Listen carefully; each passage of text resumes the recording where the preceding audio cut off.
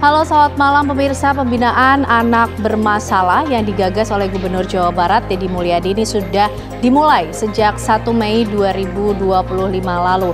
Namun dalam kunjungannya ke lokasi, KPAI pun juga mencatat sejumlah hal yang kemudian perlu menjadi perhatian. Apa saja kemudian temuan KPAI dari pembinaan anak bermasalah yang dilakukan di barak militer yang menjadi gagasan dari Gubernur Jawa Barat tersebut, pemirsa, dan apakah ini juga akan mempengaruhi bagaimana pelaksanaannya ke depan? Itu akan menjadi pembahasan kita di Apa Kabar Indonesia malam hari ini. Bersama saya Ken Ana. Dan saya Tiara Haraha, pemirsa. Selain itu, di tengah isu ataupun juga polemik keabsahan ijazah Presiden ke-7 Republik Indonesia Joko Widodo, ini muncul sesosok pria dari Nusa Tenggara Barat yang bernama Andi Pramaria dan menyebutkan bahwa ia merupakan teman seangkatan dari Joko Widodo. Lantas dengan kemunculannya ini, apakah membawa informasi baru yang akan membuka isu ini secara terang benderang? Itu semua akan kami bahas pemirsa untuk Anda di Apa Kabar Indonesia Malam.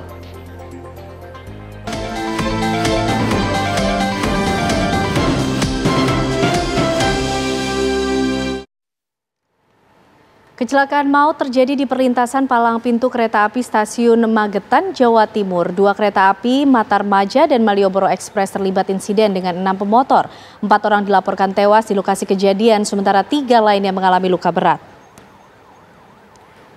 Kecelakaan maut yang melibatkan 2 kereta api Matarmaja dan Malioboro Express kereta api dengan 6 pemotor terjadi di perlintasan palang pintu stasiun Magetan, Jawa Timur. Akibat kecelakaan ini, pemirsa, terdapat 4 korban tewas di lokasi kejadian dan 3 lainnya luka berat. Peristiwa naas itu terjadi saat kereta api Malioboro Express yang melaju dari arah barat menabrak 6 kendaraan yang melintas di jalanan saat jam padat. Dari kecelakaan tersebut, 4 orang meninggal dunia sementara 3 orang lainnya terluka. Petugas dibantu warga berusaha untuk mengevakuasi sejumlah korban ke rumah sakit. Kecelakaan bermula ketika kereta api Matarmaja melintas dari arah timur menuju barat.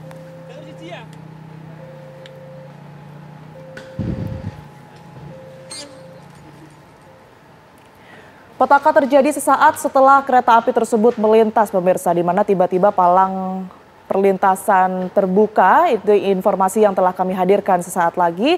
Dan juga kami akan beralih ke informasi lainnya, pemirsa. Ya, dan kita akan mengambil bergabung. informasi berkaitan dengan informasi ini, begitu ya. Akan kami sapa terlebih dahulu rekan kami yang berada di lokasi kejadian. Selamat malam. Baik, kami ajak Anda pemirsa bergabung dengan Kasat Lantas Polres Magetan. Selamat malam, Pak Ade. Ya, selamat malam, Mbak. Ya, Pak Ade, bagaimana kemudian awal kronologi peristiwa ini terjadi, Pak, yang diterima oleh pihak kepolisian? Ya, berawal dari bermula pada saat kereta api Matarmaja melintas dari timur ke barat. Setelah melintas, kemudian pintu kereta api itu terbuka, kemudian melintas 7 kendaraan roda 2 terbuka. Kemudian setelah kereta api tersebut melintas, ada 1 kereta api lagi melintas, yaitu kereta Malioboro Express.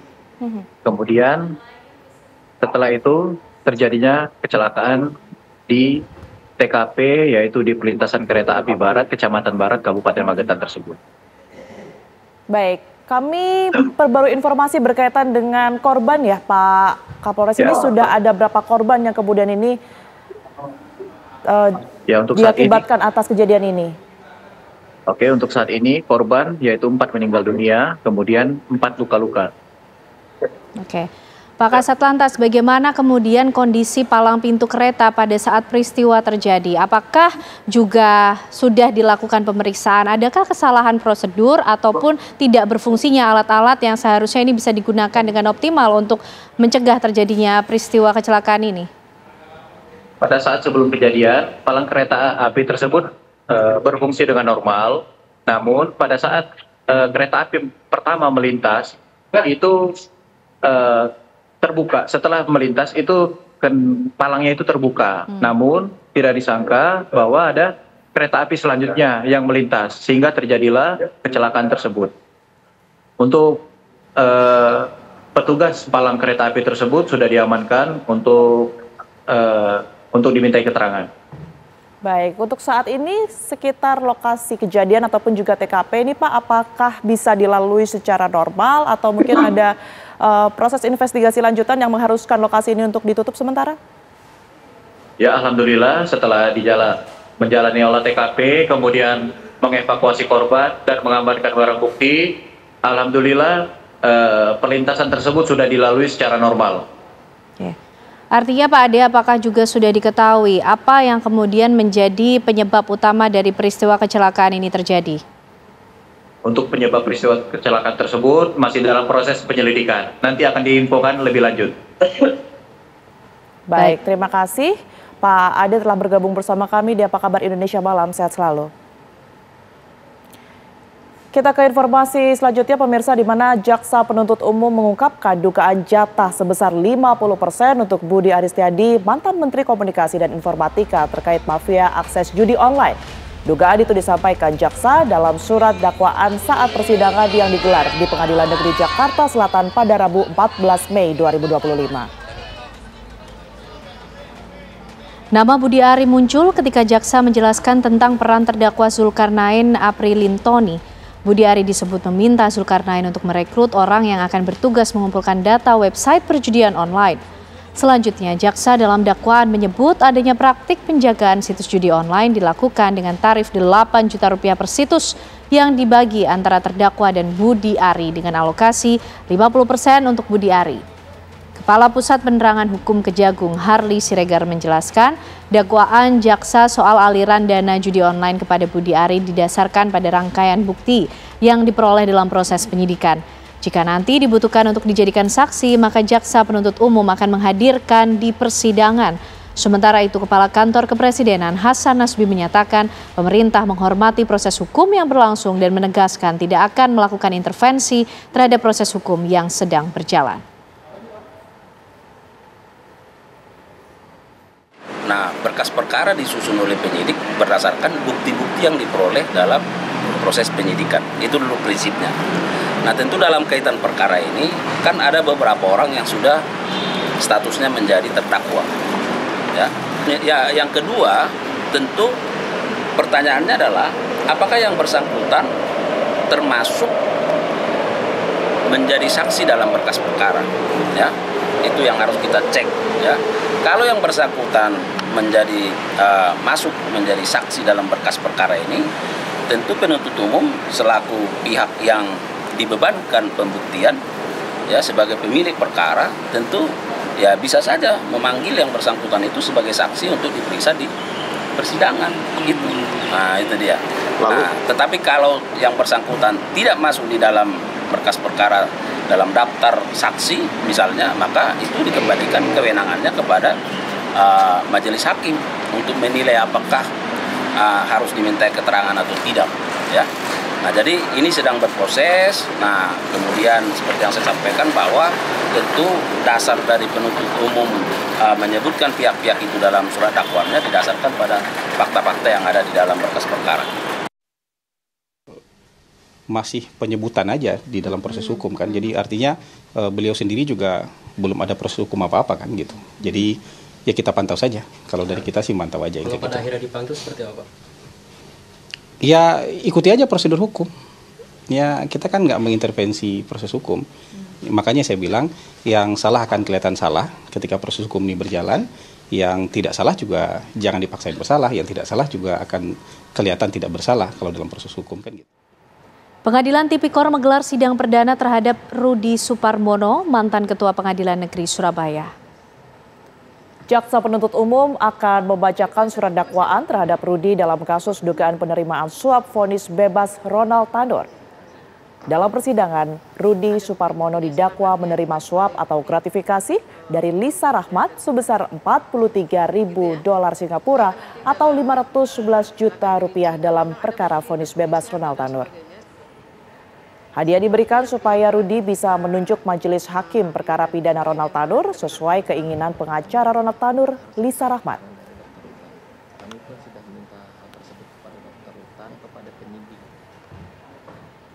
Mantan pejabat Mahkamah Agung Zarof Richard kembali hadir dalam sidang kasus suap vonis bebas Ronald Tanur di Pengadilan Tindak Pidana Korupsi Jakarta. Zarov diduga menerima gratifikasi berupa uang dan emas selama menjabat di Mahkamah Agung. Dari dakwaan tersebut, ia diduga menerima suap senilai 915 miliar rupiah serta 51 kilogram emas termasuk terlibat pada vonis bebas Ronald Tanur. Dalam sidang yang dipimpin oleh Ketua Majelis Hakim Rosihan Juhriah Rangkuti, Zarov dicecar sejumlah pertanyaan terkait aliran dana dan sejumlah harta yang dimilikinya.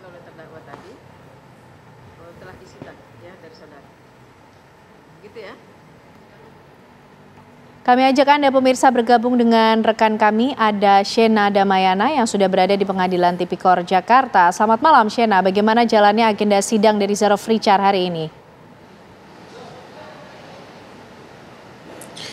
Ya pemirsa, betul sekali pada hari ini kembali digelar persidangan vonis bebas kasus Ronald Tanur pemirsa yang dilaksanakan di Pengadilan Tipikor Jakarta, di mana ini agendanya adalah pemeriksaan terhadap 3 terdakwa yaitu Zarov Richard sebagai mantan kepala bidang di Mahkamah Agung serta juga ada Lisa Rahmat yang merupakan kuasa hukum dari Ronald Tanur, dan yang terakhir adalah ibunda dari Ronald Tanur yaitu Meriska Wijaya. Terlihat situasi terkini pemirsa di Pengadilan Tipikor tempat saya mengabarkan memang ini sudah sepi dikarenakan pengadilan atau sidang diskors sampai esok hari di hari Selasa tepatnya pukul 10 pagi waktu Indonesia Barat, di mana persidangan terakhir di belakang saya ini pemeriksaan terhadap terdakwa yaitu Lisa Rahmat. Dan garis besar pada persidangan 3 terdakwa ini yang pertama adalah pemeriksaan terhadap Zarov Richard yang membahas atau mendalami tentang harta kekayaan yang ia dapatkan selama ini dari mana saja sumbernya. Lalu yang kedua terdakwa yang diperiksa adalah Meriska Wijaya yang digali atau mendengarkan pernyataannya yang dimana ia melakukan pembelaan bahwa ia tidak terlibat sama sekali pada kasus suap Ronald Tanur ini. Dan yang terakhir ini adalah pemeriksaan terhadap Lisa Rahmat yang merupakan kuasa hukum dari Ronald Tanur itu sendiri, yang dimana ia juga tadi sempat memberikan beberapa pernyataan maksud kami yang berubah-ubah sampai akhirnya ketua persidangan memutuskan untuk persidangan ini diskors sampai jam 10 pagi waktu Indonesia Barat esok hari pemirsa. Dan agenda pemeriksaan terdakwa pada hari ini memang telah dimulai dari jam 10.30 waktu Indonesia Barat tadi pemirsa, yang dimulai dari pemeriksaan Zarov Richard yang dipimpin oleh Hakim Rosi Rangkuti, di mana pemeriksaan ini pemirsa hampir sama dengan pemeriksaan saksi pada sebelumnya, di mana jaksa penuntut umum juga mengatakan bahwa Zarov Richard ini sempat terlibat dan juga menjabat di berbagai posisi sampai di akhir jabatannya ini adalah mantan kepala bidang di Mahkamah Agung. Dan menurut pengakuannya juga Zarov Richard telah mendapatkan sumber kekayaan ini yaitu sebesar 915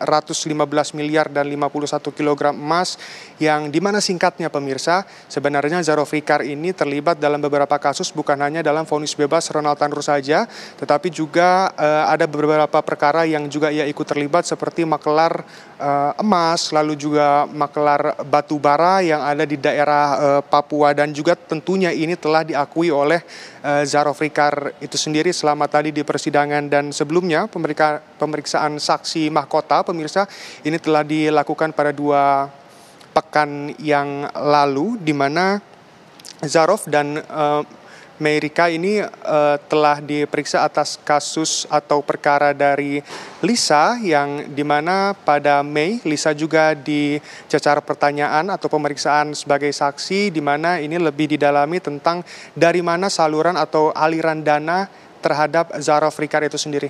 Demikian, kembali ke studio. Shena Damayana melaporkan langsung dari Pengadilan Tipikor Jakarta. Terima kasih, selamat bertugas kembali. Pemirsa, setelah sebelumnya berhasil mengamankan 117 pelaku aksi premanisme di Kota Bandung, Satuan Reserse Kriminal Polrestabes Bandung kembali menggelar operasi pekat dengan menyasar para preman yang meresahkan masyarakat di Kota Bandung. Informasi selengkapnya usai jeda. Ya, pemirsa, setelah sebelumnya berhasil mengamankan 117 pelaku aksi premanisme di Kota Bandung, Satuan Reserse Kriminal Polrestabes Bandung kembali menggelar operasi pekat dengan menyasar para preman yang meresahkan masyarakat di Kota Bandung. Ya, kali ini aksi premanisme dengan berbagai modus yang meresahkan masyarakat di Kota Bandung menjadi sasaran utama. Dalam operasi yang digelar di sejumlah titik rawan, petugas berhasil mengamankan 6 orang yang diduga kuat melakukan aksi premanisme dengan modus parkir liar. Dari 6 orang yang diamankan, salah satunya kedapatan membawa narkotika jenis ganja. Temuan ini semakin memperkuat indikasi adanya keterkaitan antara aksi premanisme dengan tindak kriminalitas lainnya. Saat ini pemirsa, ke-6 terduga preman tersebut masih menjalani pemeriksaan di Mapolrestabes Bandung. Polisi juga tengah berupaya melakukan pendalaman terhadap ke-6 terduga preman untuk mengungkap jaringan dan potensi keterlibatan mereka dalam tindak kejahatan lain.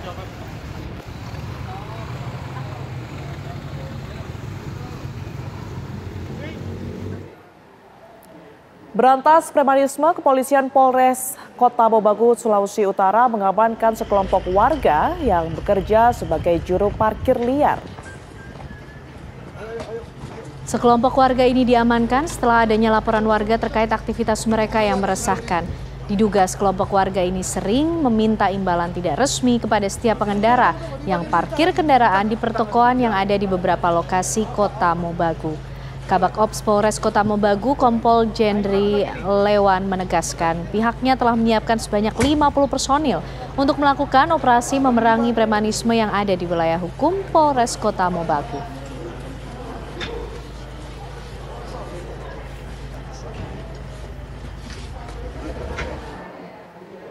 Wacana legalisasi kasino kembali mencuat usai DPR menggelar rapat kerja bersama Kementerian Keuangan beberapa waktu lalu. Dalam rapat penting itu muncul pernyataan yang seolah meminta pemerintah untuk melirik langkah out of the box negara Uni Emirat Arab, yaitu menjalankan judi kasino. Ya, selengkapnya dalam ulas UTAS out of the box wacana judi kasino.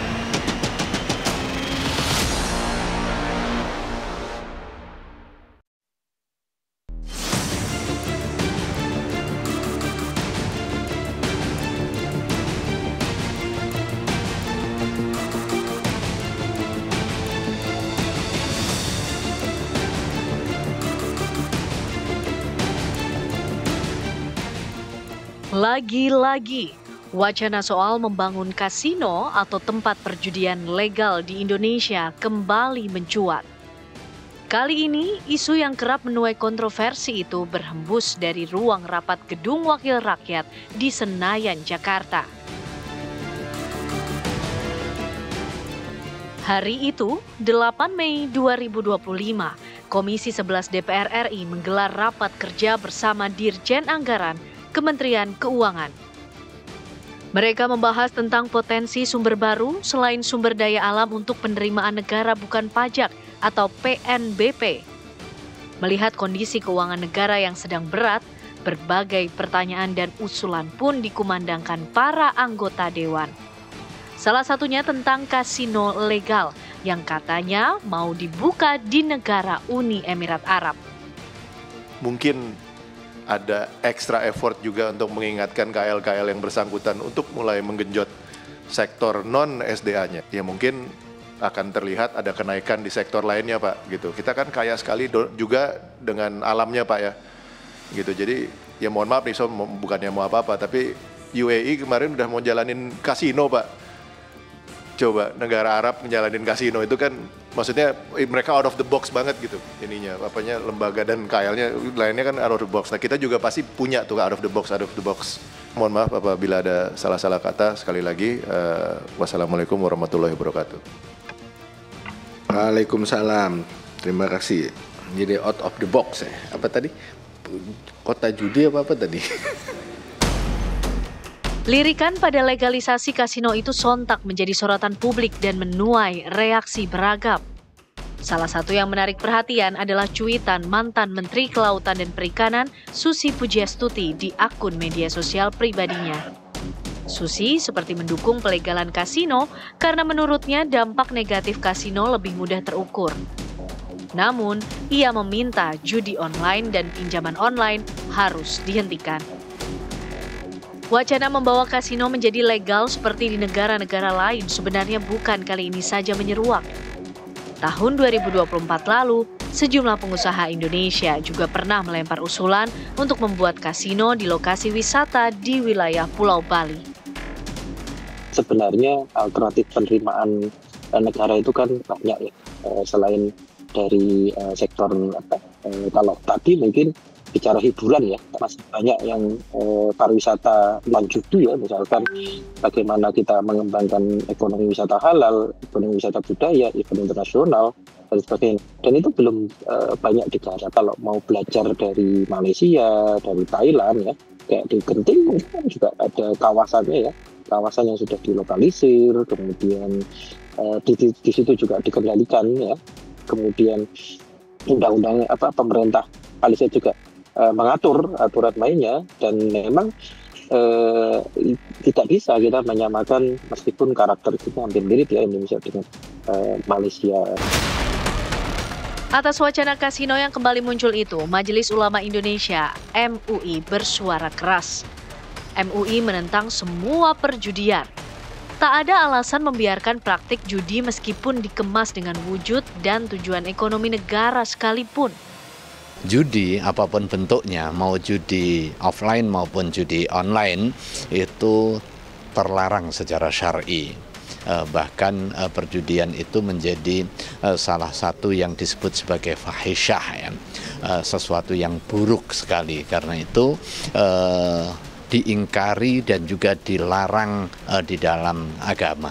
Cara pandang itu harus dikoreksi. Nah, cara pandang ini yang saya kira tumbuh dari mana? Jangan-jangan dia sudah bersekongkol dengan bandar judi untuk kepentingan keuntungan yang berdampak kepada merugikan masyarakat. Membangun kasino dan melegalkannya adalah wacana yang kerap muncul dengan balutan mendongkrak potensi wisata dan keuntungan ekonomi. Namun, dari kacamata pakar ekonomi, hadirnya kasino justru dinilai berpotensi menimbulkan sederet masalah baru. Karena dampak terhadap ekonomi bukan positif, tapi justru negatif. Kenapa? Karena dari sisi produktivitas masyarakat jadi turun. Uang yang harusnya berputar di sektor real untuk berinvestasi, menciptakan lapangan kerja, uangnya malah pindah ke kasino. Dan kita tahu biasanya tempat-tempat kasino itu pengawasan yang paling berat bukan hanya soal pencucian uangnya, tapi juga ada transaksi narkoba, kemudian ada resiko juga perdagangan manusia, ada transaksi misalnya prostitusi terjadi. Jadi biaya monitoringnya bisa lebih besar daripada pendapatan yang disetor kepada negara. Melegalkan kasino juga dipastikan tak akan menghilangkan praktik judi online. Namun sebaliknya, malah membuat bandar serta pelaku judi online makin menggila. Segmentasi yang masuk untuk berjudi di kasino dengan segmentasi mereka yang melakukan judi online, ini segmentasi konsumen atau pelaku yang berbeda.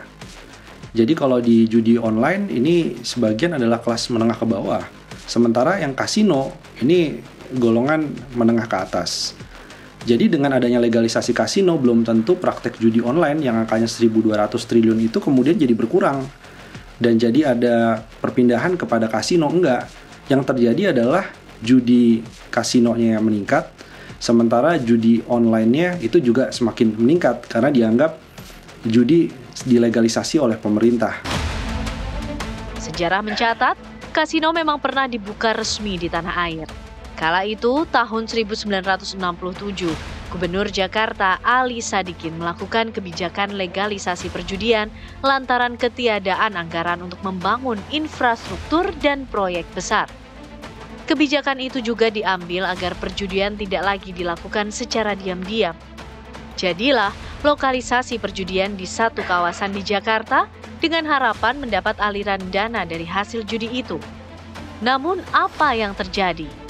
Keuntungan judi ratusan juta rupiah saat itu nyatanya tak mengalir ke pemerintah, tapi ke tangan oknum-oknum yang jadi backing judi.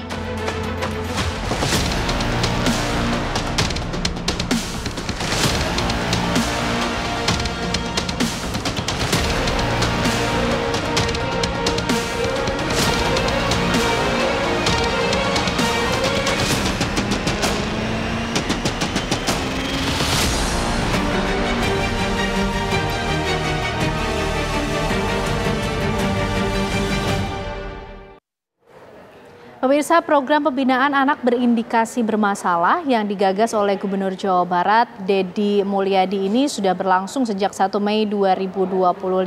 Terbaru, KPAI mengunjungi 2 lokasi barak militer yang menjadi tempat pembinaan anak terindikasi masalah ini dan menemukan sejumlah hal yang menjadi catatan penting. Apa saja temuan dari KPAI dan bagaimana evaluasi dari pelaksanaan program ini? Kami akan membahasnya di Apa Kabar Indonesia Malam untuk Anda. Usai jeda.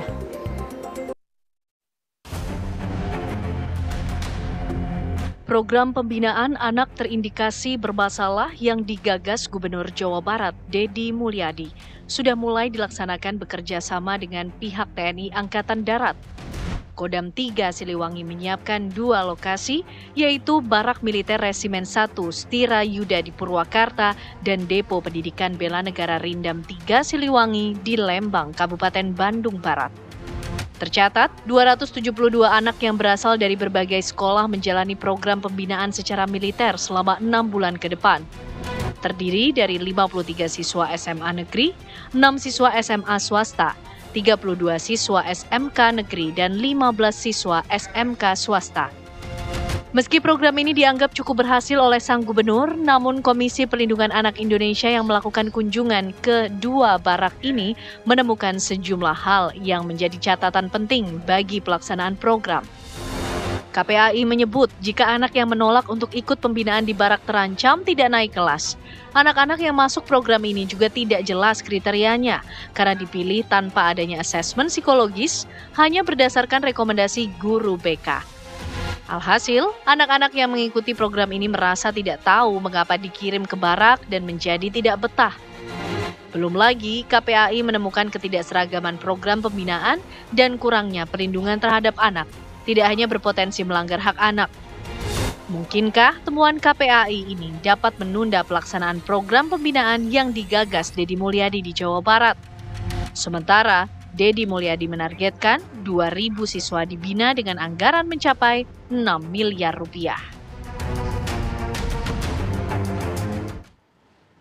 Ya pemirsa, program pembinaan anak terindikasi bermasalah yang digagas oleh Gubernur Jawa Barat, Deddy Mulyadi ini sudah dilangsungkan sejak 1 Mei 2025. Dan bersamaan dengan dilangsungkannya program tersebut, KPAI juga melakukan kunjungan ke lokasi yaitu barak-barak militer yang kemudian digunakan untuk menjadi tempat pembinaan anak-anak ini pemirsa. Dan ada sejumlah temuan ataupun catatan yang kemudian dimiliki oleh KPAI untuk bisa dijadikan bahan evaluasi tentunya bagaimana pelaksanaan program pembinaan anak terindikasi bermasalah ini. Bagaimana catatan dari KPAI tersebut kami akan membahasnya malam hari ini bersama dengan sejumlah narasumber yang sudah hadir di Apa Kabar Indonesia Malam. Ada Pak Aris Adileksono, Komisioner KPAI. Selamat malam Pak Aris. Selamat sehat malam. Ya Pak? Alhamdulillah. Terima kasih sudah hadir di Apa Kabar Indonesia Malam. Dan bergabung bersama kita juga anggota Komisi 1 DPRD Jawa Barat, Bang Rafael Situmorang. Bang Rafael, apa kabar? Sehat Bang? Sehat. Terima kasih sudah hadir di Apa Kabar Indonesia Malam. Dan juga bergabung pemirsa bersama kita malam hari ini ada Pak Jejen Musfah, Pengamat Pendidikan UIN Syarif Hidayatullah. Pak Jejen, apa kabar? Sehat Pak? Sehat, Mbak Ken. Sehat ya Pak ya, terima kasih sudah hadir juga. Pak Aris, kemarin bagaimana kemudian hasil kunjungannya KPAI ke 2 lokasi ya Pak ya, yang kemudian dijadikan tempat pembinaan anak-anak ini? Ya, jadi yang pertama yang ingin kami sampaikan kepada publik bahwa KPAI itu bekerja berdasarkan mandat Undang-Undang Perlindungan Anak, bekerja berdasarkan mandat Perpres 61 tahun 2016.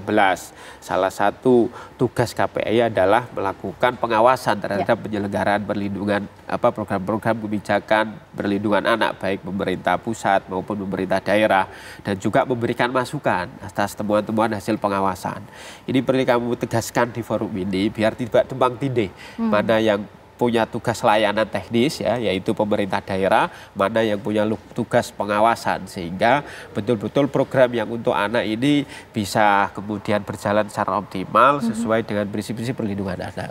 Nah, terkait pengawasan yang kami lakukan terkait program pendidikan barak militer ini, tentu yang pertama pengawasan kami basisnya sistem. Tidak sekedar pelaksanaan aja, tapi juga pra pelaksanaan hingga nanti anak ini harus menjalankan tahap reintegrasi sosial. Kembali misalkan, lagi artinya maksudnya ya Pak ya. Dalam pra pelaksanaan tentu kami kita semua tahu bahwa pro kontranya bermula dari bagaimana kemudian prinsip-prinsip perlindungan anak itu tidak dijalankan dengan baik. Salah satunya misalkan non-diskriminatif. Bagaimana kemudian menjalankan non-diskriminatif ini dalam program ini, ya kita tahu anak yang kemudian masuk ke pendidikan bara ini menjadi korban stigma. Anak yang dalam tanda kutip anak nakal, anak bermasalah dan seterusnya. Kalau dari pra-nya saja sudah melanggar atau ada indikasi melanggar terhadap prinsip perlindungan anak, maka pelaksanaannya juga tentu akan banyak. Ada indikasi pelanggaran mengenai hal itu? Saya pikir ketika melabeli anak dengan stigma nakal bermasalah itu sebuah hal yang sangat fundamental, melanggar prinsip-prinsip perlindungan anak. Kalau perannya saja sudah bermasalah, maka pada perjalanan pelaksanaannya sampai proses nanti anak ini kembali ke lingkungan keluarga, lingkungan sosial pasti akan banyak catatan-catatan. Nah, misalkan ketika di awalnya sudah kena stigma, pelaksanaan program ini ada yang kami temukan anak yang kemudian seharusnya pembinaannya hanya cukup oleh keluarga, seharusnya pembinaannya hanya cukup oleh sekolah ya dengan komitmen pengawasan pembinaan yang intensif, tetapi justru anak ini masuk ke bara gitu. Baik Pak Haris, ditahan dulu sampai di situ karena sepertinya masih banyak poin temuan dari KPAI Pak Jejen, tapi paling tidak dari awal temuan yang dilakukan oleh KPAI di sana berbicara mengenai kriteria anak-anak itu tadi pra kemudian anak-anak masuk ke barak militer itu. Pak Jejen melihatnya seperti apa? Ini memang kriterianya sudah jelas dari awal begitu, kan sempat disampaikan oleh Kang Deddy yang orang tuanya sudah tidak sanggup lagi melakukan pembinaan. Ya, kriteria anak nakal itu berulang kali disebutkan secara eksplisit, tawuran, minum-minuman, ya, narkoba, bolos sekolah, tidak mau bersekolah lagi, tidak patuh kepada orang tua, artinya orang tua kata-katanya tidak didengar lagi. Cuma temuan KPAI menunjukkan ternyata tidak mudah dalam prakteknya menemukan anak-anak yang 100% sesuai kriterianya mungkin. Sehingga yang dijadikan data kemudian adalah data guru BK. Guru bimbingan konseling.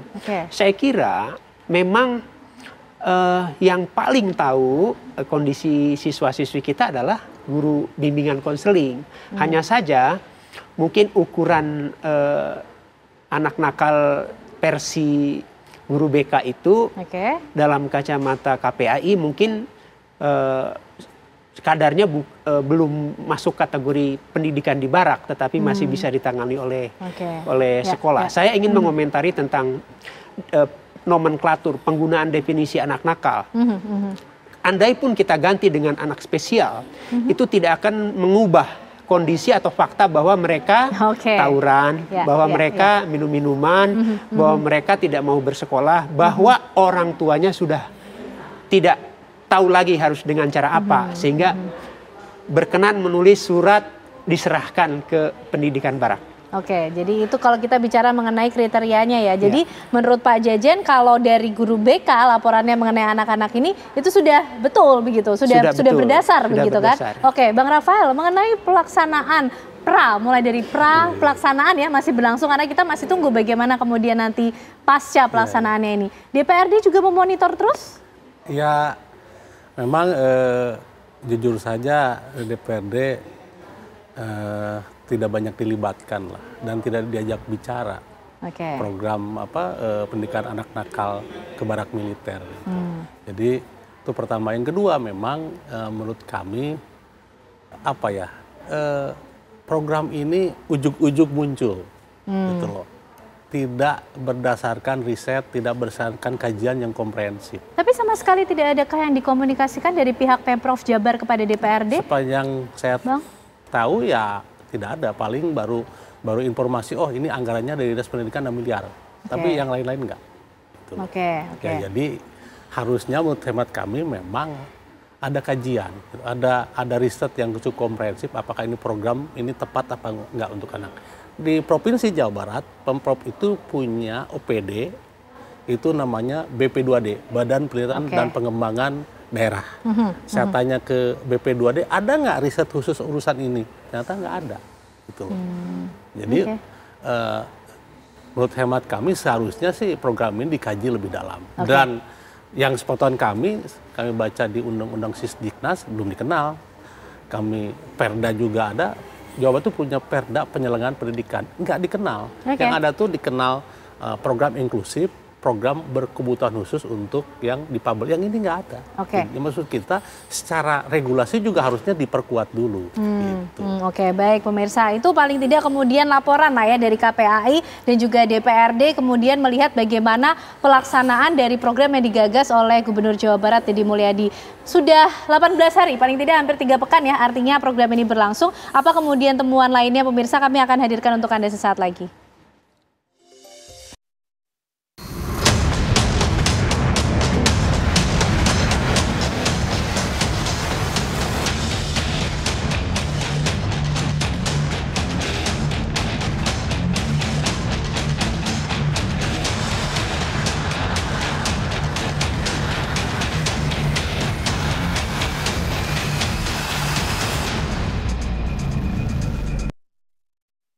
Melihat persoalan kenakalan anak-anak remaja, tentu kita harus melihat dari hulu sampai hilir.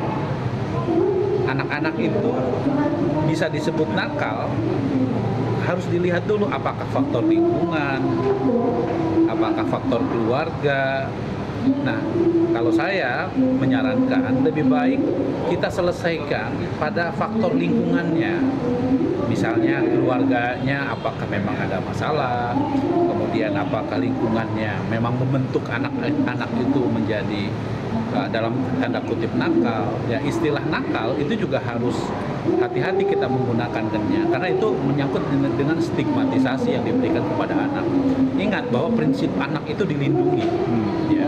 Karena itu menurut kami ya, kami ingin menegaskan bahwa soal pendidikan karakter terhadap anak, terutama anak yang dinilai misalnya di luar tahapan perkembangan anak, seharusnya itu ditempatkan dan dikaji secara mendalam karena ini menyangkut dengan tumbuh kembang anak. Harus dilihat aspek emosionalnya, intelektualnya, kemudian spiritualnya, itu harus dilihat secara komprehensif. Karena itu maka terkait dengan kebijakan pendidikan bagi anak nakal di barak militer, saya kira kita itu jangan sampai ya pendidikan militer nanti terkena stigma orang-orang yang nakal aja yang ada di pendidikan militer, itu juga harus kita jaga. Baik pemirsa, kita akan lanjutkan perbincangan kita malam hari ini karena cukup banyak kemudian pihak-pihak yang menaruh perhatian, turut juga memberikan masukan tentunya supaya program ini betul-betul berjalan sesuai dengan target yang diinginkan. Dan kami juga malam hari ini sudah mencoba untuk berkomunikasi dan mengundang Pemprov Jawa Barat, dalam hal ini Wakil Gubernur maupun juga Gubernur Jawa Barat untuk bergabung. Namun pihak-pihak tersebut belum bersedia untuk bergabung malam hari ini. Tapi kita akan lanjutkan perbincangan kita. Ini terobosan yang baik lah ya. Ini suatu inisiatif yang baik, mungkin lahir dari Gubernur Jawa Barat Deddy Mulyadi. Tapi ada hal-hal yang juga perlu dievaluasi dari DPRD, Bang Rafael. Sejauh ini apa kemudian poin-poin yang coba untuk di-challenge, disampaikan kepada pihak Pemprov Jawa Barat sebagai bahan evaluasi sudah 3 pekan berjalan? Ya, yang jelas kami ke depan akan meminta semacam riset yang lebih komprehensif. Tadi sudah dijelaskan bahwa memang persoalan kenakalan ini kan tidak bisa diukur ini kan akibat. Nah, sebabnya kita juga harus periksa. Ada persoalan lingkungan, ada persoalan ketahanan keluarga. Nah, maksud kita ininya juga harus kita buat program gitu. Jangan hanya melihat kenakalan. Jadi kenakalan itu menurut kami ya itu akibat gitu. Akibat dari ketahanan keluarga, akibat dari sistem lingkungan yang tidak kondusif untuk kepentingan anak. Artinya hulunya juga harus diperhatikan, jangan sampai justru ini menjadi penanganan saja terus terjadi begitu. Jadi itu yang pertama. Yang kedua memang kita melihat dalam kerangka sistem pendidikan pun ini nggak masuk gitu loh, nggak masuk. Kalau menurut saya sih, saya akan mengevaluasi ya kalau belum jelas kajiannya, kalau belum jelas ukuran-ukurannya, lebih bagus untuk sementara ya dihentikan dulu setelah dikaji, kemudian diukur dan berkonsultasi dengan KPAI, dengan Komnas Anak, dengan stakeholder yang ada, baru kita buat program gitu. Oke, baik Bang Rafael. Pak Aris, temuan apa lagi kemudian yang sekiranya menjadi catatan untuk bisa dikaji mengenai pelaksanaan program ini? Iya, sekali lagi kami tegaskan, program yang bagus, kalau kemudian di dalamnya melanggar prinsip-prinsip perlindungan anak, ada diskriminasi ada stigma nakal dan seterusnya, tentu ini merupakan bagian dari bentuk pelanggaran terhadap perlindungan anak. Maka sebaik apapun ya, mulai saat ini kami berharap tidak ada lagi yang sebaik apapun program, kalau menyangkut anak jangan ada embel-embel stigma, karena itu akan merugikan tumbuh kembang anak. Nah, salah satunya yang kemudian kami temukan di saat pengawasan ke lapangan, kami berdiskusi dengan anak secara tertutup begitu, beberapa anak kami melihat dia merasa terdiskriminasi. Misalkan saya tanya kepada anak ini, kalian ini di sini sebabnya apa? Ada yang jawab, saya tawuran. Berapa kali tawurannya? 1 kali. Kapan tawurannya? 3 bulan yang lalu.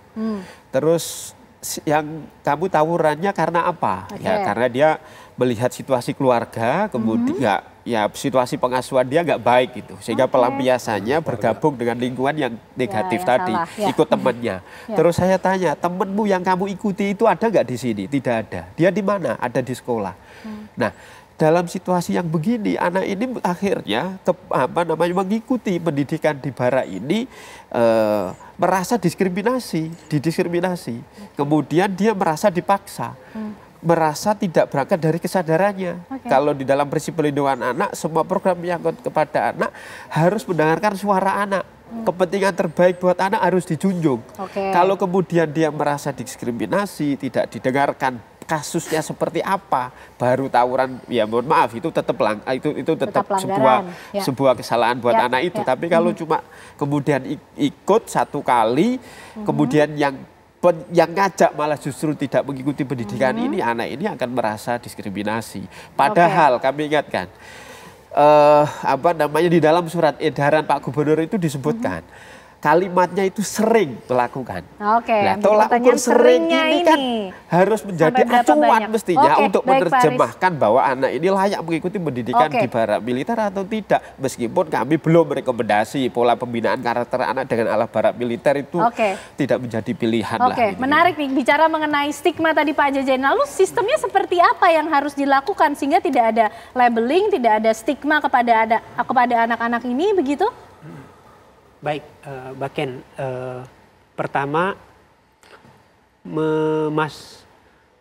menuntut masuk pendidikan barak ini kepada persetujuan siswa, saya kira itu juga kurang tepat.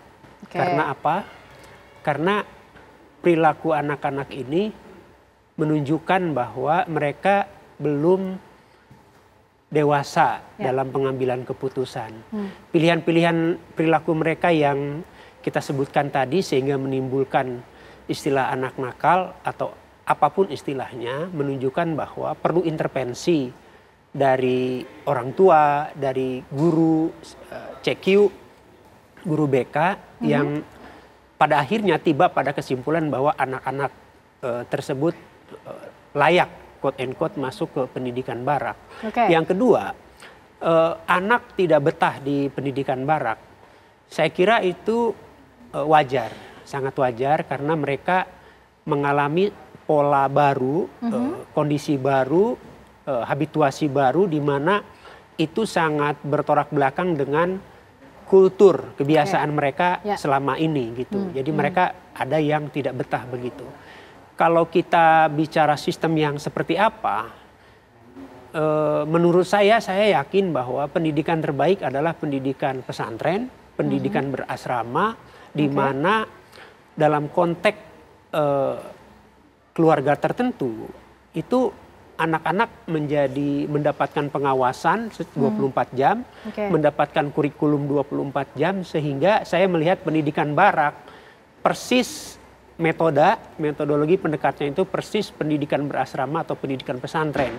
Bahkan mereka bukan saja sholat berjamaah, latihan fisik. Bahkan mereka nanti dikonfirmasi KPAI, menurut keterangan Pak KDM itu puasa Senin Kemis. Itu satu hal yang menurut saya luar biasa dalam aspek kejiwaan. Jadi yang pendidikan holistik maksud itu tidak hanya mendidik fisiknya, badannya, berolahraga, tapi juga olah pikirnya, dan terakhir jiwanya. Jadi pendekatan spiritual di sana ada. Untuk membangun kesadaran itu mungkin Pak Jejen. Jadi saya melihat pendidikan Barak sebuah upaya penyadaran dari eksternal siswa, bukan timbul atas kesadaran sendiri tanpa mengambil mereka dari rumah. Jadi mengharapkan kesadaran dari anak-anak tetap ditempatkan di lingkungan yang sama, di rumah mereka. Saya kira itu sebuah pendekatan yang belum terbukti berhasil. Tetapi pendidikan Barak mungkin kita punya harapan, meskipun kita akan lihat nanti seberapa besar Tapi kalau katakanlah 300 siswa, 150 berhasil, saya mengatakan itu berhasil. Oke, meskipun kita masih tunggu ya bagaimana hasilnya, karena baru hampir 3 pekan program ini berlangsung, Bang Rafael. Kalau KPAI kan sudah melakukan kunjungan ke lokasi gitu. Kalau dari DPRD seperti apa, Bang Rafael? Sudahkah juga melakukan kunjungan langsung ke lokasi? Sepertinya kalau pimpinan sudah ya, tapi teman-teman lain saya belum tahu. Tapi kalau pimpinan Dewan sudah. Oke, hasilnya seperti apa menurut DPRD? Ya kalau DPR ini kan kelembagaan ya, bisa sudut pandangnya bisa beda-beda. Tapi kalau menurut saya sih dari jangan dulu bicara hasil, prosesnya juga menurut hemat kami harus dievaluasi. Gitu. Program juga harus dievaluasi. Gitu. Prosesnya di tahap yang mana yang kemudian perlu dievaluasi dengan penting? Belum ada kajian yang komprehensif apakah program ini solutif tidak untuk menyelesaikan persoalan anak. Gitu loh. Tapi sudah terlanjur dilaksanakan, Bang Rafael? Ya, makanya kami evaluasi tadi yang saya bilang tadi, kami akan evaluasi itu. Oke, baik. Kita akan cari tahu juga bagaimana kemudian cara evaluasinya ya. Karena sudah hampir 3 minggu berjalan, dan bagaimana juga nanti ke depannya hasilnya itu, dan hasil yang pertama sepertinya udah ada yang keluar begitu ya. Nanti kita ingin tahu juga bagaimana hasilnya. Usai jeda pemirsa, kami kembali untuk Anda.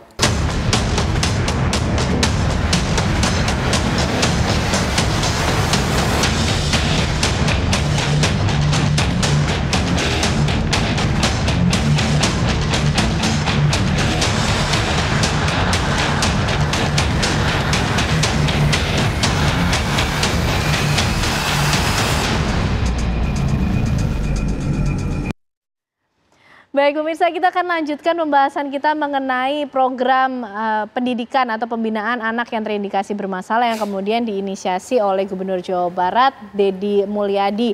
Pak Aris, dari hasil KPAI berkunjung ke sana, ini kan awalnya programnya berlangsung 6 bulan. Seperti itukah Pak, atau ada perubahan apa seperti 8 yang perlu diketahui oleh masyarakat? Jadi hasil temuan kami di lapangan setelah koordinasi dengan Dinas Pendidikan, dengan pihak pembina ya di Barak itu, pendidikannya sebenarnya bertahap. Pertama 2 minggu. Kemudian setelah menjalankan 2 minggu, anak ini kembali dengan orang tuanya, kembali ke sekolahnya sambil dievaluasi. Apakah sudah ada perubahan atau tidak dari sisi perilaku atau karakter. Kalau tidak, maka dia harus kembali lagi mengikuti pendidikan itu Barak tadi. Kemudian diwajibkan untuk datang ya, setidaknya seminggu sekali untuk mendapatkan pembinaan dari parameter dengan orang tuanya.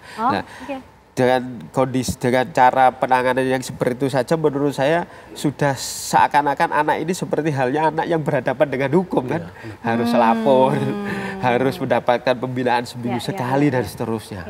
Bagaimana anak ini kemudian berinteraksi sosial yang harusnya dia secara secara baik tanpa beban stigma dan seterusnya, tapi dia kemudian harus lapor, harus wajib ini dan seterusnya. Nah, ini kan akan kemudian terbawa.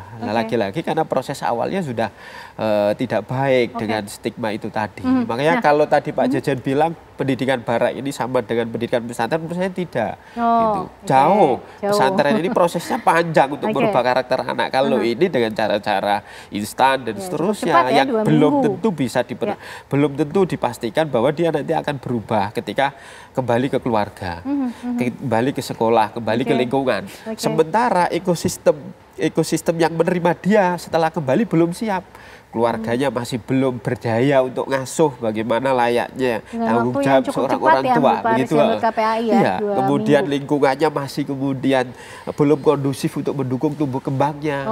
Ya kan, sekolahnya masih merasa bahwa saya sudah berbuat, tapi berbuatnya seperti apa? Gitu. Pak Aris, ini kan sudah aja yang didahulukan. Nah, ini kan sudah berjalan hampir 3 pekan. Artinya 2 minggu sudah lewat. Sudah ada berarti ya angkatan yang kemudian keluar dari barak pembinaan ini. Apakah KPAI juga sudah melakukan assessment bagaimana kemudian dampaknya, hasilnya begitu? Kalau kita tahu lah ya bahwa ini anak-anak sudah sebagian kembali ke lingkungannya. KPAI belum masuk ke sana. Gitu. KPAI lebih fokus menindaklanjuti temuan kemudian saat pelaksanaan. Temuan ini kemudian ya kita kan juga harus kemudian menjadi bagian dari solusi.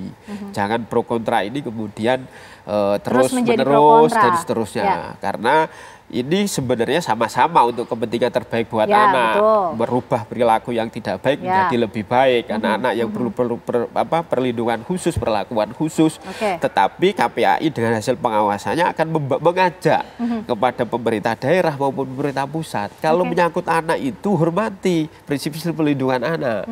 Kalau menyangkut anak itu teknis pelaksanaannya.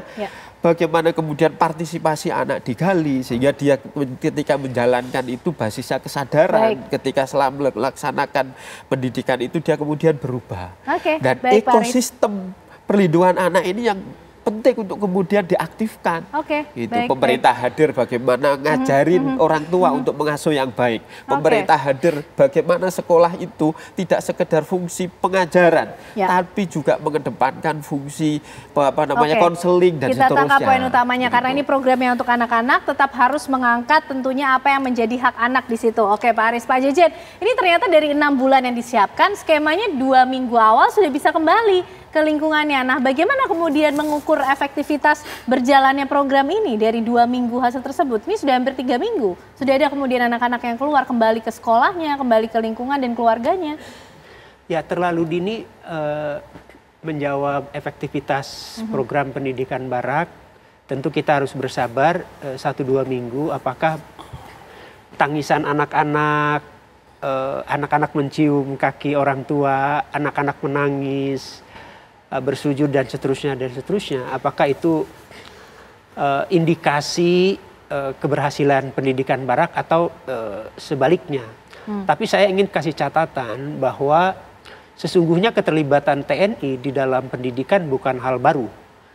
Sekolah sudah sangat lama melibatkan TNI untuk pendisiplinan, untuk pembentukan karakter, baik dari mulai orientasi sekolah, pendidikan pramuka, kemudian paskibra. Jadi sebetulnya selama ini sudah banyak kemudian ya sudah ada pelibatan TNI itu, hanya saja yang dulu itu TNI masuk ke sekolah, nah sekarang anak-anak ini yang masuk ke TNI.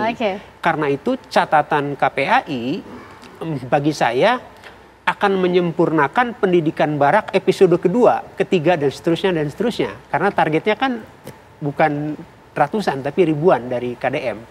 Jadi saya sepakat bahwa temuan KPAI bukan melemahkan pendidikan barak, tapi akan menyempurnakan pendidikan barak yang saya sepakat dengan anggota DPRD Bang Rafael bahwa ini minim kajian. Saya sepakat dalam hal itu. Ini satset gitu, kayak satset adakan kegiatan ini. Apakah kemudian memang ada urgensinya begitu loh Pak Jejen, sehingga ini harus terus segera dilakukan begitu? Kita hanya melihat ini karakter leadership kepemimpinan yang satset, yang ketika melihat satu problem yakin eksekusi. Nah, saya kira ini kalau bisa disebut kelemahan. Sebaiknya pelibatan DPRD, KPAI, Komnas HAM dan seterusnya itu sangat perlu di dalam konteks kebijakan, apalagi menyangkut anak-anak remaja dan di masa depan akan menjadi pemimpin bangsa ini. Oke, baik Bang Rafael, dari DPRD sendiri ke depan ini akan seperti apa? 3 minggu sudah berlangsung, 2 minggunya ini dari program atau skema tadi yang disampaikan oleh Pak Aris, sudah ada anak-anak yang keluar. Akan juga coba melakukan kajian sendiri kah untuk mengevaluasi program ini? Yang jelas prinsipnya gini, Mbak. Saya khususnya, saya tidak mau anak-anak ini jadi kelinci percobaan. Gitu loh. Jadi program yang uji coba yang tidak dimatangkan dengan kajian-kajian yang lebih sistematis gitu loh, yang tidak hanya populis gitu, tapi harus solutif gitu. Jadi tidak hanya populis tapi solutif. Tapi solutif gitu. Solusinya apa tadi dijelaskan oleh teman-teman KPAI dari mulai pendekatan psikologis dan hak mendengarkan anak mau ngapain itu juga penting gitu. Jadi ekosistem perlindungan anak, sekolah, kemudian ketahanan keluarga itu juga harus ini bagian dari ekosistem yang harus kita perhatikan gitu. Jadi tidak bisa terpisah gitu antara ketahanan keluarga, anak nakal dengan pemerintah provinsi. Ini bagian dari integral, makanya harus punya kajian yang hulu ke hilirnya jelas lah. Gitu. Oke, berarti programnya sudah bagus tapi perlu banyak poin juga yang dikaji ulang sehingga semuanya berjalan efektif, tetap juga menjunjung tinggi menghargai hak-hak anak itu sendiri karena kemudian mereka yang akan menjalani program ini. Betul. Begitu ya. Terima kasih Pak Aris, Bang Rafael, Pak Jejen malam hari ini sudah bergabung bersama kami di Apa Kabar Indonesia Malam. Sehat selalu semuanya. Pemirsa, usai jeda Apa Kabar Indonesia Malam tentunya masih akan kembali hadir menemani Anda bersama dengan rekan kami Tiara Harahap.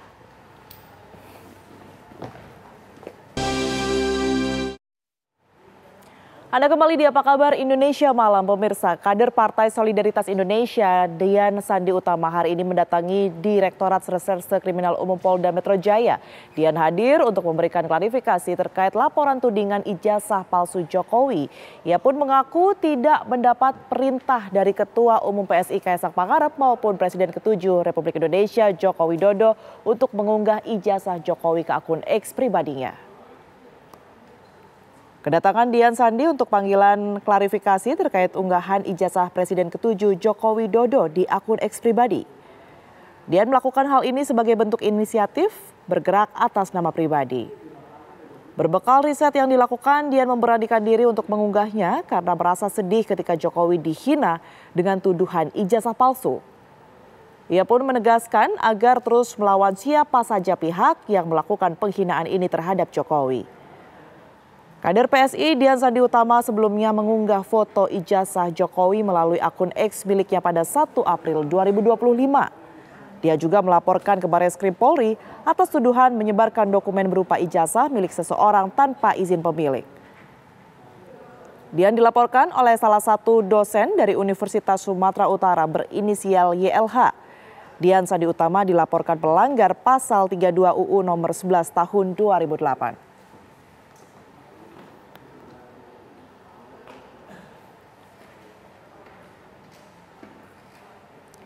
Kapolri Jenderal Listio Sigit Prabowo merespons kasus dugaan ijazah palsu Presiden ke-7 Republik Indonesia Joko Widodo. Jenderal Listio memastikan bahwa proses hukum tetap berjalan dan meminta masyarakat mengikuti perkembangannya.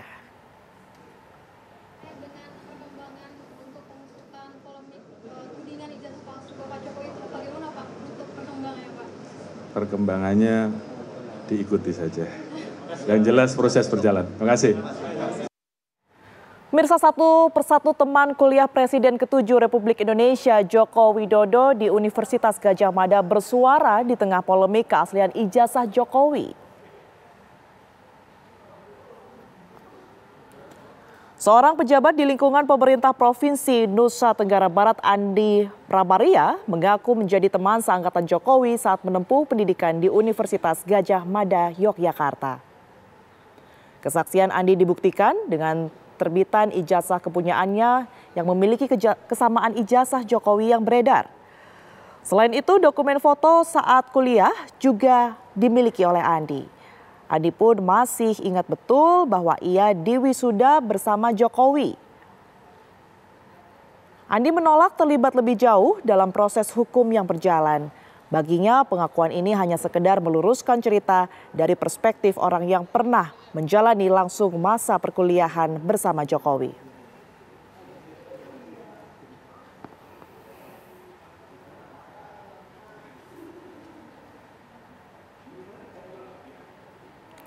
Ya, kita akan langsung tanyakan seperti apa kemudian ini sosok Joko Widodo yang saat ini tengah menjadi sorotan publik yang berkaitan dengan keabsahan ijazahnya di mata teman seangkatannya pada masa berkuliah di Universitas Gadjah Mada. Kita akan sapa langsung Pak Andi Pramaria. Selamat malam, Pak Andi. Selamat malam, Mbak Tiara. Baik, Pak Andi, Anda muncul ke publik dengan membawa cerita dan juga pengakuan begitu ya bahwa Anda ini semasa sekolah ataupun juga berkuliah di Universitas Gadjah Mada ini adalah teman seangkatan Pak Jokowi. Sebenarnya pada saat itu Anda berkuliah di tahun berapa dan kemudian ini lulus di tahun berapa, Pak Andi? Ya, kalau saya bersama Pak Jokowi itu diterima di Perintis 1, pada waktu itu namanya Perintis 1 ya. Itu di Universitas Gadjah Mada, Fakultas Kehutanan, itu adalah pada tahun 1980. Nah, kemudian kami berkuliah kurang lebih hampir 5,5 tahun. Dan pada tanggal 19 November tahun 1985, kami ini diwisuda bareng ya, bersamaan. Kurang lebih itu bersama 11 teman-teman yang seangkatan. Ya, yang seangkatan yaitu angkatan tahun 80. Nah, itu kalau kita lihat ijazahnya itu memang ya sangat ya identik ijazah yang saya pegang dengan ijazah yang beredar di medsos itu memang identik. Nah, tetapi saya tidak bisa memastikan apakah yang di medsos itu asli atau tidak. Karena saya sendiri tidak pernah melihat ijazahnya Pak Jokowi. Baik, tapi Pak Andi. Kalau saya bandingkan, ya. Baik, artinya Anda lulus bersamaan begitu ya dengan Pak Jokowi, sama-sama di wisuda bersamaan, bareng-bareng. Dan pada saat itu jurusan yang Anda ambil, Anda tempuh, ini jurusan apa, Pak Andi? Ya, kalau di Universitas Gadjah Mada Fakultas Kehutanan, itu tidak ada yang namanya jurusan. Tidak ada jurusan. Kami mengaku pada jurusan itu karena mata kuliah yang diambil itu adalah yang sesuai dengan pilihan-pilihan kita. Jadi kalau saya, karena saya ingin di silvikultur, jadi saya mengambil yang kira-kira mengarah ke kegiatan silvikultur. Silvikultur itu sebenarnya kalau dilihat adalah budidaya hutan ya. Jadi saya mengambil ya misalnya kayak perbenihan, kemudian persemaian, pembibitan, penanaman ya begitu. Tapi kalau Pak Jokowi karena dia mengarahnya pada teknologi kayu tentu berbeda pelajarannya. Pilihan-pilihan itulah yang menjadikan kita mengaku bahwa jurusan saya adalah silvikultur. Pak Jokowi ngakunya ya teknologi kayu. Ini juga sesuai dengan skripsi yang menjadi judul dari penelitiannya itu. Baik, Pak Andi. Pak Andi, ini begitu, foto Anda semasa wisuda begitu ya, saat ini sedang ditampilkan di layar. Mungkin Anda bisa ceritakan kepada kami semua, ini Anda yang di sebelah mana, di baris keberapa, Pak Andi? Ya, kalau berdiri yang paling belakang, di belakang saya nomor 2 dari kiri ya. Nomor 2 dari kiri. Kemudian kalau Pak Jokowi itu nomor 4 yang pakai kacamata. Ya, nomor 4 dari kiri atau nomor 2 dari kanan. Yang pakai kacamata berdiri di belakang. Oke, baik. Jadi memang pada saat itu wisudanya bersamaan, di foto ini pun Anda juga berfoto bersama dengan Pak Jokowi sekalipun tidak berdekatan begitu ya, Pak Andi ya. Nah, kembali ke pembahasan berkaitan dengan jurusan, Pak. Ini kan memang beberapa waktu yang lalu sempat viral juga bahwa Pak Jokowi ini mengaku mengambil jurusan teknologi kayu begitu ya. Dan kemudian ada juga yang memberikan informasi bahwa sebenarnya di UGM adanya adalah jurusan Perhutanan. Nah, ini sebenarnya yang mana yang tepat, Pak Andi? Ya, jadi sesuai, saya yakin Pak Jokowi juga di ijazahnya juga sama. Kalau ada tulisan Fakultas Kehutanan itu, kemudian di bawahnya ada jurusan, jurusannya itu dicoret. Karena memang di Fakultas Kehutanan Universitas Gadjah Mada itu tidak ada jurusan. Pada saat itu ya, yang selanjutnya saya nggak tahu ya. Tapi yang jelas tidak ada jurusan. Baik. Kemudian juga ini ada foto kedua Pak Andi yang ditampilkan di televisi begitu ya. Nampak ada kedua orang yang bersalaman. Anda bisa ceritakan berkaitan dengan foto ini, Pak Andi? Ya, itu adalah foto saat pelepasan. Ya. Pelepasan, jadi setelah kita diwisuda di universitas, kami itu pergi ke fakultas untuk dilakukan pelepasan. Nah, Pak Jokowi itu berada di sebelah yang menerima itu yang sedang salaman itu adalah teman juga namanya Pak Saminuddin Barorito. Saya nggak begitu jelas ya, itu kecil sekali karena lihat di HP. Tapi kayaknya itu Saminuddin Barorito, dan teman yang namanya Saminuddin Barorito itu adalah satu-satunya yang mempunyai dokumentasi karena memang beliau yang punya tustel. Ya, punya tustel, punya kamera lah. Nah, yang melepas itu adalah wakil dekan 1, kalau saat itu namanya pembantu dekan 1, itu adalah Bapak Dr. Joko Marsono. Kali itu saya tahu betul karena itu adalah pembimbing skripsi saya. Begitu, Mbak. Baik Pak Andi, setelah lulus dari Universitas Gadjah Mada, apakah Anda juga masih sering begitu ya berkomunikasi dengan Pak Jokowi, terlebih pada saat mungkin beliau sudah menjabat pada kala itu menjadi wali kota Solo, Pak Andi? Ya, pada saat beliau jadi wali kota, saya pernah berkunjung, ya, ingat saya 2 kali, itu dan kita ngobrol di Loji Gandrung di belakang, di belakang itu tuh. Nah, jadi kita ngobrol-ngobrol biasa, gitu. Nah, kemudian pada saat itu adalah beliau itu malah justru saat kampanye untuk menjadi wali kota yang kedua. Tapi beliau memilih bersama saya dan tidak melakukan kampanye. Itu waktu di wali kota, kemudian waktu di DKI itu pada kumpul-kumpul juga sekali, tetapi saya tidak sempat untuk ke sana karena pesawat saya juga delay. Kemudian kalau waktu beliau jadi presiden, saya beberapa kali ketemu, antara lain waktu beliau berkunjung ke NTB pada acara Tambora Menyapa Dunia.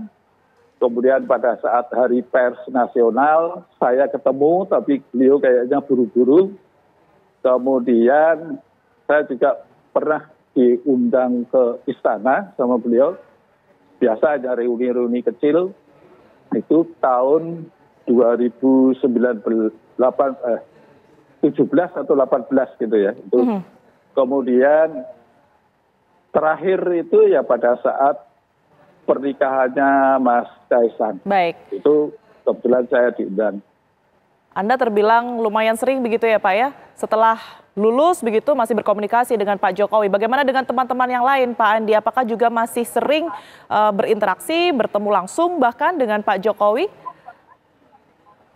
Saya pikir sama saja ya, karena kita juga waktu di mahasiswa itu sangat akrab gitu ya.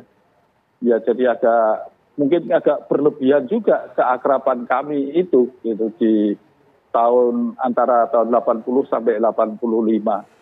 Barangkali ini karakter dari orang-orang rimbawan ya gitu. Biasa kita olo-oloan, dan itu menjadikan kita itu menyatu ya. Sehingga sampai sekarang kami ini masih tersisa, kalau di dalam grup WA ya, itu masih tersisa 67 orang. Itu adalah satu angkatan yang dari 88 orang, itu sekarang ini yang masih ada di grup WA, itu ada 67 orang. Begitu Mbak. Baik. Pak Andi, beberapa waktu yang lalu kita ketahui bahwa Pak Jokowi ini kan juga sempat menemui Insinyur Kasmudjo yang disebut-sebut ini sebagai dosen pembimbing beliau begitu. Nah, Anda sendiri ini pernah diajari langsung oleh Insinyur Kasmudjo ini atau mungkin juga satu dosen pembimbing dengan Pak Jokowi? Jadi gini, saya pernah diajar oleh Bapak Insinyur Kasmudjo. Jadi beliau pada waktu itu, seingat saya itu masih harus didampingi karena beliau itu belum menjadi dosen penuh tapi menjadi asisten dosen. Jadi beliau masih didampingi sehingga belum bisa dilepas. Karena kalau di kehutanan ini kan misalnya satu pelajaran, satu mata kuliah gitu, itu kadang-kadang juga ada timnya beberapa dosen gitulah yang harus mengajar. Dan salah satunya di situ kalau Pak Kasmudjo ngajar itu memang masih didampingi. Nah, kemudian terkait dengan kepembimbingan, bimbingan Pak Kasmudjo itu memang bukan pembimbing skripsi ya, bukan pembimbing skripsi, tapi beliau adalah pembimbing akademis. Seingat saya beliau ini pembimbing akademisnya Pak Jokowi. Jadi kalau dulu namanya itu pembimbing KRS gitu, karena berfungsi pada saat kita mau mengisi KRS. Karena di dalam KRS itu kan bersyarat juga. Kita tidak bisa mengambil statistik 1 kalau belum lulus matematika. Belum bisa mengambil statistik 2 kalau belum lulus statistik 1. Nah, dosen pembimbing KRS inilah yang mengarahkan. Begitu, Mbak ya. Baik, sebelum Pak Jokowi mendatangi kediaman Insinyur Kasmudjo begitu ya, ini apakah juga sempat mengajak barangkali Pak Andi untuk turut bergabung, berangkat ke sana atau teman-teman yang lainnya untuk bersilaturahmi? Oh tidak, enggak ada. Tetapi kalau pada waktu beliau berkunjung ke Fakultas Kehutanan, itu banyak teman-teman yang hadir juga. Hanya saya tidak hadir. Jadi teman-teman yang hadir kalau di Fakultas Kehutanan. Tapi kalau di kediaman Bapak Insinyur Kasmudjo itu sepertinya Pak Jokowi sendirian.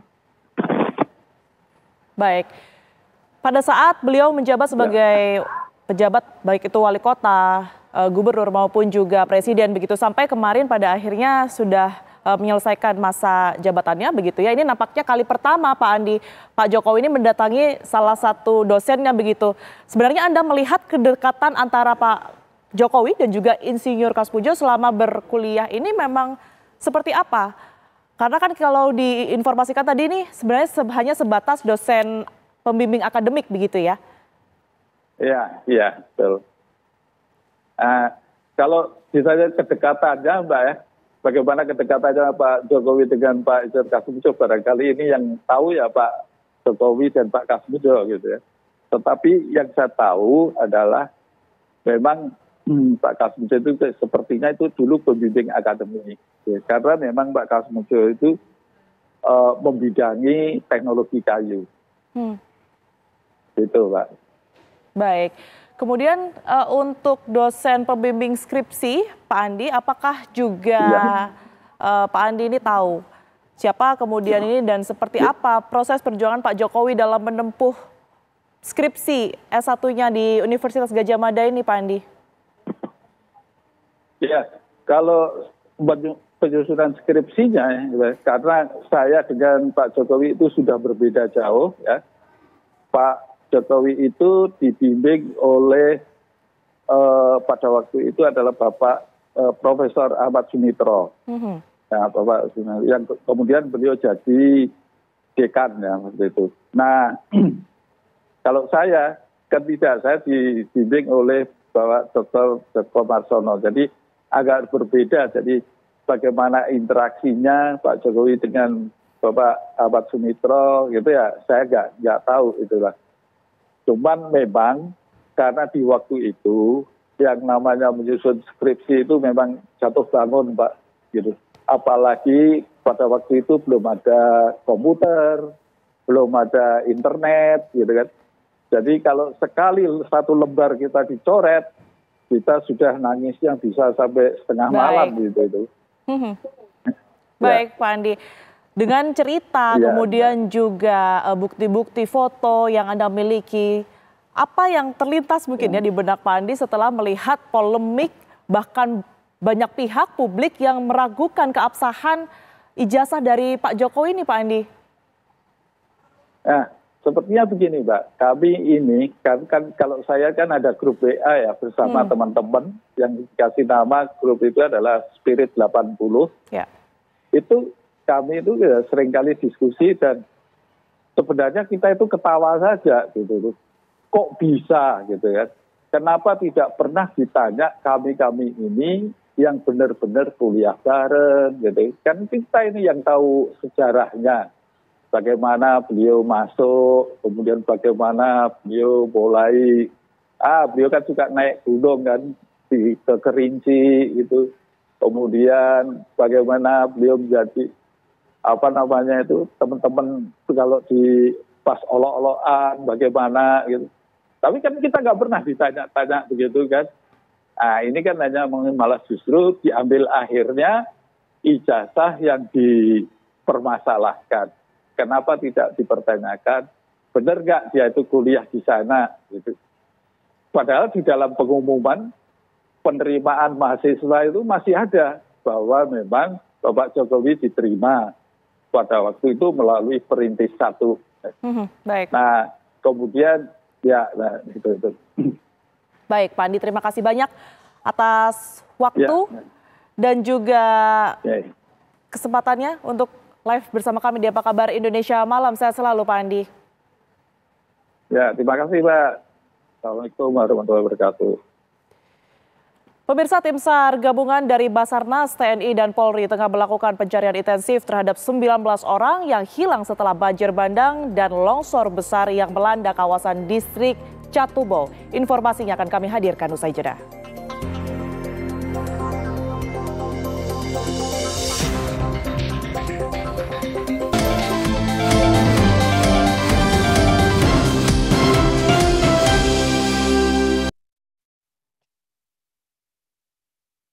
Kembali di Apa Kabar Indonesia Malam, pemirsa. 12 warga asing kembali terjaring razia kendaraan bermotor yang digelar jajaran Satlantas Polres Badung, Bali.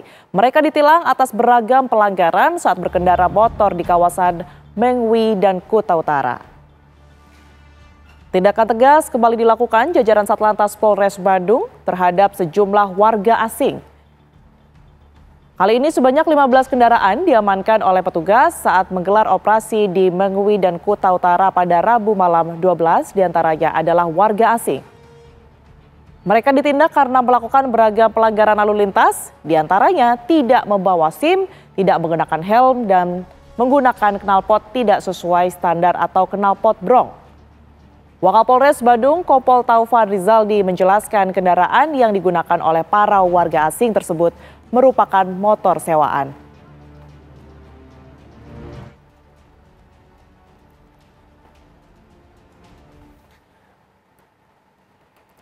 Tim SAR gabungan dari Basarnas, TNI, dan Polri tengah melakukan pencarian intensif terhadap 19 orang yang hilang setelah banjir bandang dan longsor besar yang melanda kawasan distrik Catubo, Pegunungan Arfak, Papua Barat. Menurut warga, banjir bandang dan longsor dipicu hujan deras yang mengguyur wilayah tersebut pada Sabtu akhir pekan kemarin. Saat itu longsoran menghantam tempat penampungan yang ditempati para penambang. Insiden tersebut mengakibatkan 1 orang penambang tewas, pemirsa, dan 19 orang belum ditemukan hingga hari ketiga pasca kejadian. Korban yang dinyatakan hilang merupakan penambang ilegal yang beralamat di Kampung Muara Pravi dan Kampung Sembab, Distrik Masni, Kabupaten Manokwari, Papua Barat.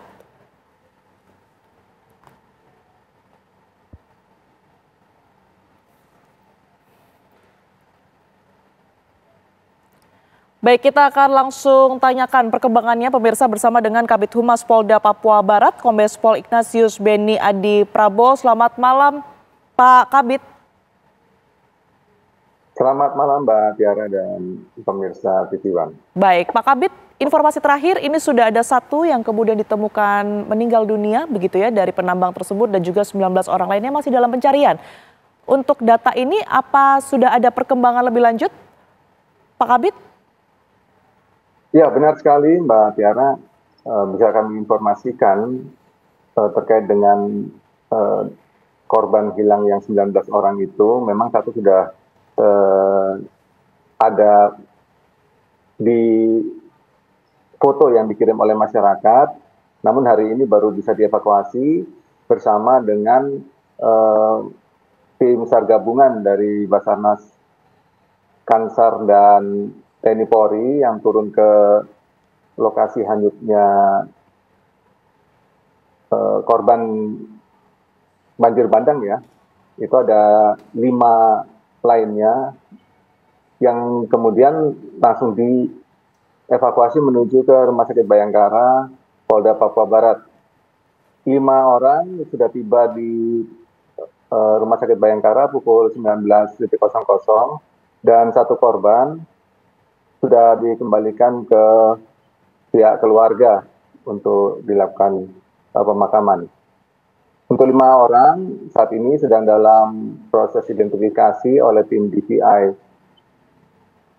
di Dokes Polda Papua Barat dan juga dari tim lapor di Treskrimum. Artinya masih ada 13 yang masih dalam pencarian, betul ya Pak Kabid ya? Ya, benar sekali. Untuk hari ini laporan dari Kapolres Pegunungan Arfak bahwa pencarian sementara dihentikan hingga pukul 13.00 waktu Indonesia bagian timur karena cuaca yang sudah mulai